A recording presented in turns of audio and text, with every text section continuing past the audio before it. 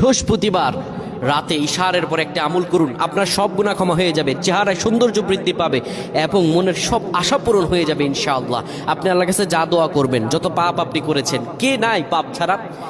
প্রিয় ভাইরা আমার, আপনি আমলটি শেয়ার করে দিবেন। আপনি আমল না করে সওয়াব পেতে পারেন। সেটি কিভাবে জানেন? রাসূল সাল্লাল্লাহু আলাইহি সাল্লাম বলেন, বাল্লিগু আন্নি ওয়ালাউ আয়া।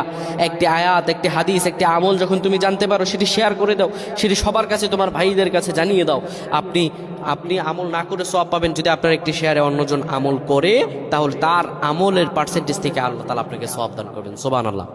বৃহস্পতিবার ইশার নামাজের পরে আপনি কিবলামুখী হয়ে যাবেন। রাসূলুল্লাহর শিখানো আমল, সে আমলটি হলো, নবীজি সাল্লাল্লাহু আলাইহি সাল্লাম বলেন, ইশারের পরে যে ব্যক্তি সূরাতুল মুলক তেলাওয়াত করবে, এই সূরাতুল মুলক তেলাওয়াত করার কারণে আল্লাহ রাব্বুল আলামিন তার গুনাহগুলো ক্ষমা করে দিবেন এবং কবরের মধ্যে তার আমলগুলো হবে একটা পাখির মতো হবে।